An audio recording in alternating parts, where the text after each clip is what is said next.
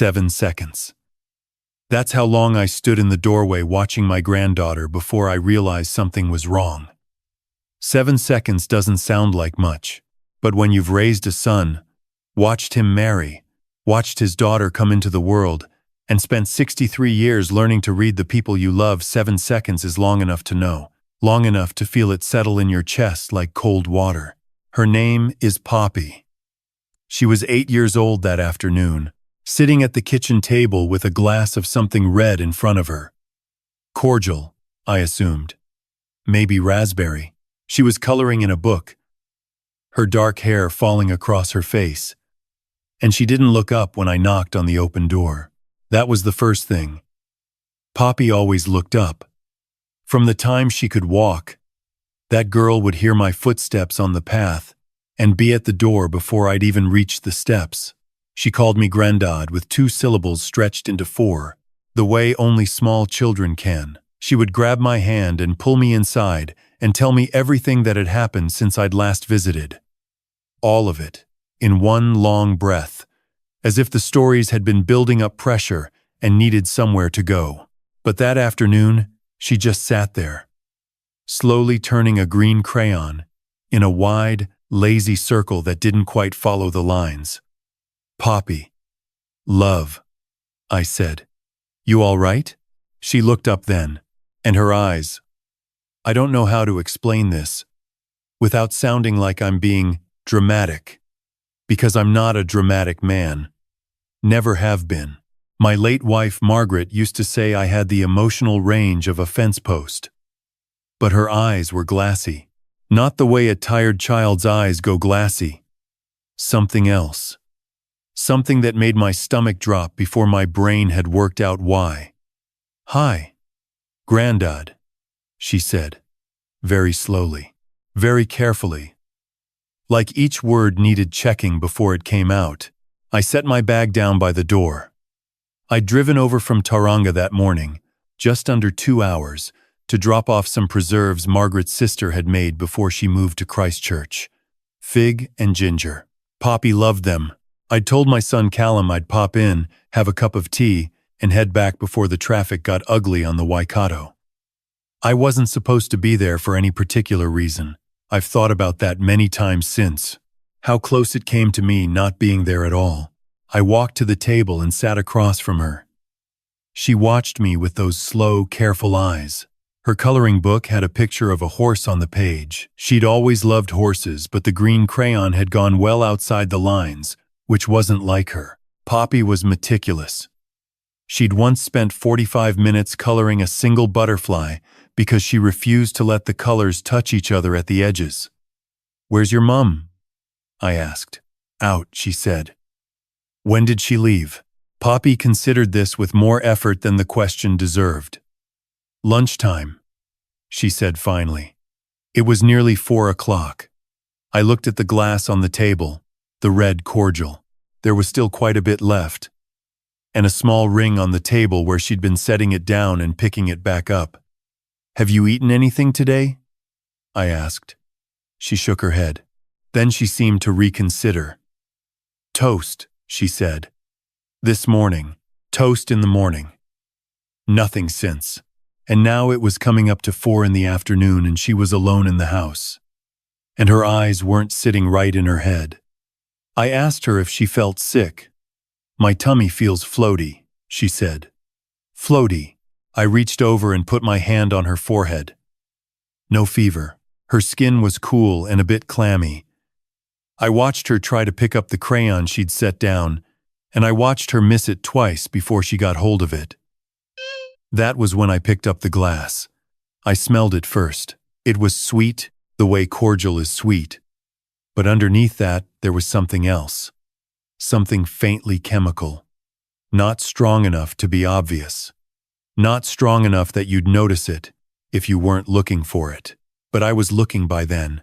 I set the glass back down carefully, away from her reach.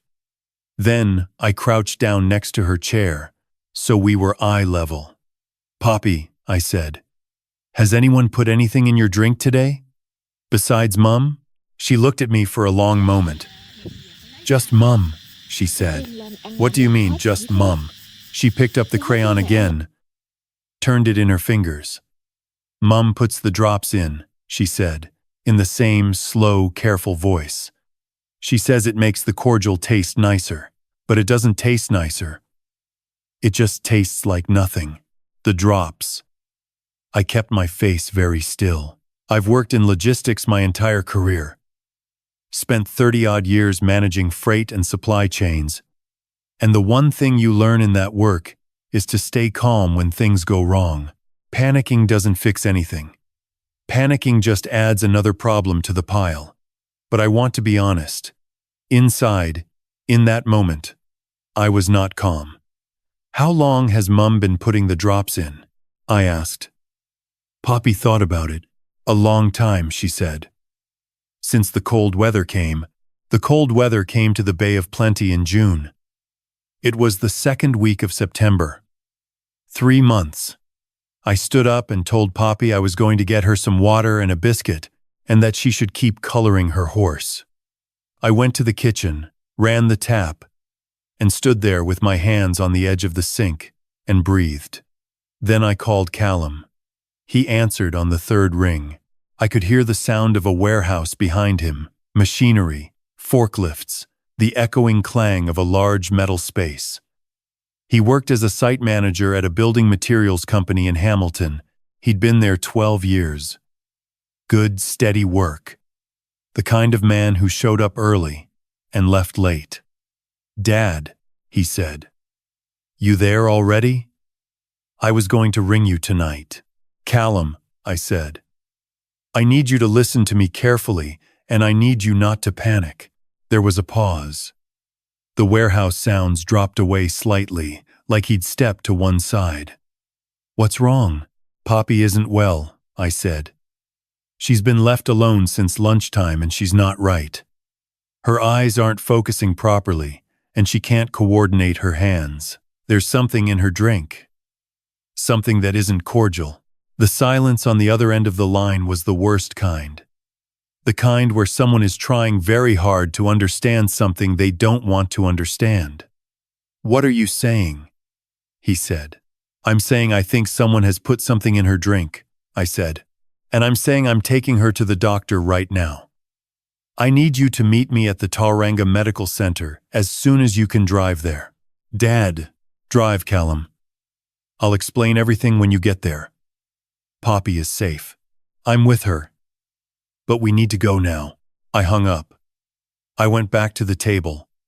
I found a small plastic container under the sink and poured the remaining cordial into it, sealed the lid, and put it in my bag.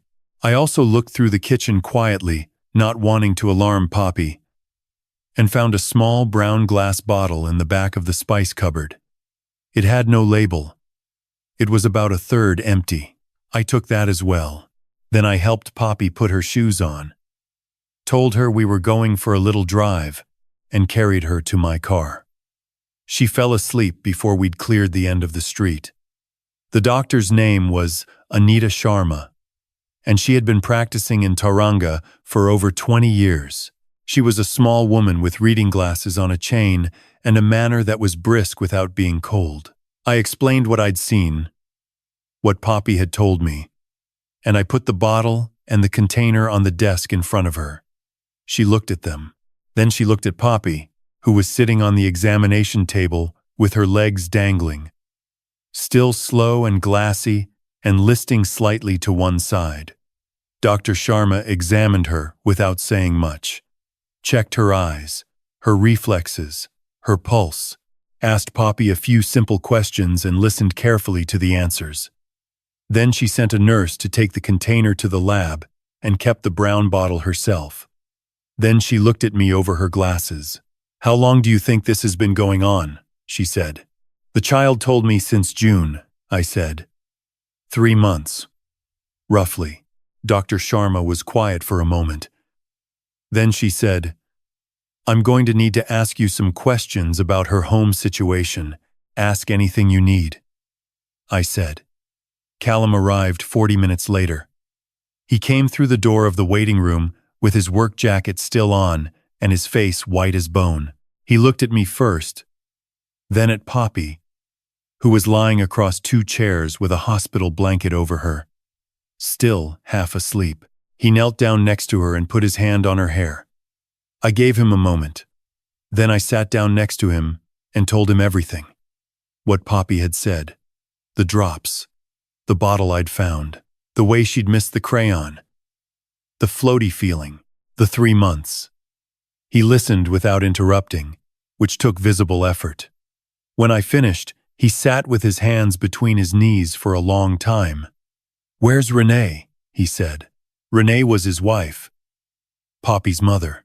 They'd been married 6 years. She'd been a single mother when they met. Poppy had been 2. Her father out of the picture entirely. Callum had adopted her properly when Poppy was 5. In every way that mattered, she was his daughter. "I don't know," I said. "She left at lunchtime." Poppy said she didn't know where she went. "She said she had errands," Callum said. "That's what she texted me this morning. Errands. And she'd be home by 3. He looked at his phone. It was past 6.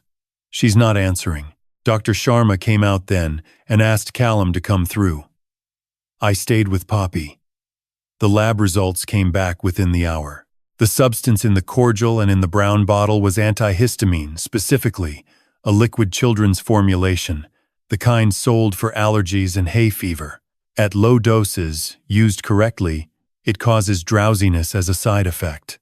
At the doses Poppy had been receiving consistently, over an extended period, it would cause significant sedation, coordination problems, confusion, and memory gaps. It would make a child sleep. It would make a child compliant and quiet and easy to leave alone. Dr. Sharma was legally required to notify Tauranga Medical, the Children's Welfare Service. She made that call before Callum and I had even finished speaking with her. She was clear and direct about it, and she didn't apologize for it. And I respected her for that. What happened next happened slowly and then very quickly. Renee came home at 7:30 that evening. Callum was there by then. He'd gone back to the house after we'd spoken with the doctor, while I stayed with Poppy at the medical center. I don't know everything that was said between them. Callum told me later that he'd asked her straight out about the bottle in the spice cupboard, and that she'd gone pale and then immediately started explaining. The explanation, as he relayed it to me, was this. Poppy had been difficult, unsettled. She'd started waking at night, crying, having tantrums. Renee said she was exhausted. She said she'd read online that antihistamine was used by parents all over the world for exactly this. That it was common, that it was harmless, that she hadn't meant any harm. She kept using the word harmless. Callum left the house that night. He took Poppy from the medical center, and they stayed at my place in Tauranga. Poppy slept for nearly 13 hours and woke up clear-eyed and hungry and slightly confused about why she was at Granddad's house on a Wednesday. She asked for Wheat Bix. I made her 2 bowls. The Tauranga Medical investigation formally began within 2 days. Renee was interviewed. Medical records were subpoenaed. The pharmacy history told the rest of the story. 7 separate purchases of children's antihistamine liquid over a 14-week period, all from different pharmacies across Tauranga, which is the kind of pattern that doesn't suggest oversight. It suggests intention. Hair strand testing, which can identify drug exposure over time with considerable precision, confirmed that Poppy had been receiving the substance consistently since early June. There was no period where it stopped and started. It was steady, deliberate, routine. Callum filed for separation the following week. His lawyer filed an urgent application for full custody on the basis of the medical evidence and the Tauranga Medical findings. The interim order was granted within a fortnight. Renee was permitted supervised contact only 2 hours, once a week, in a neutral location with a welfare worker present. She did not contest the custody application. The police were also involved. I won't speculate about outcomes that haven't been finalized. because some of those processes take time, and the law has its own pace. What I can tell you is that the evidence was documented, submitted, and is being dealt with by the appropriate authorities. Poppy has been living with Callum full-time since September. She goes to school in Tauranga now. Her teacher told Callum at the last parent-teacher meeting that she is bright and social and loves anything to do with animals. She wants to be a vet. She has apparently told everyone in her class this, repeatedly, in considerable detail. That sounds exactly right to me. I see her twice a week now, sometimes 3 times. She still says granddaughter with 4 syllables. She still grabs my hand when I come up the path. Last week she showed me a drawing she'd made at school of a horse properly colored in, not a single line crossed. Every section careful and deliberate. She put it on my fridge with a magnet shaped like a kiwi. I look at it every morning. I want to say something directly, because I've thought about this a great deal over the past weeks, and I think it matters. I am not a person who believes in signs or intuition in any mystical sense. I'm a practical man. I believe in what I can see and measure and verify, but I also know that when I stood in that doorway for 7 seconds and felt something shift in my chest, that feeling was real. It was built from 63 years of knowing people, of watching children, of understanding what normal looks like, and therefore being able to recognize when something is wrong. The most dangerous thing about what happened to Poppy was how invisible it was. A sedated child looks like a tired child. A child who can't coordinate her hands looks like a clumsy child. A child with glassy eyes on a warm afternoon looks like a child who's been running around. None of it, individually, would have sent most people rushing to a doctor. All of it together, the slowness, the eyes, the missed crayon. The smell that wasn't quite right told a different story. Pay attention to the together. That's what I'd say to anyone listening. If a child seems different, not sick, not obviously hurt, just different, that difference is worth your time. Children don't have the vocabulary to explain what's happening to them.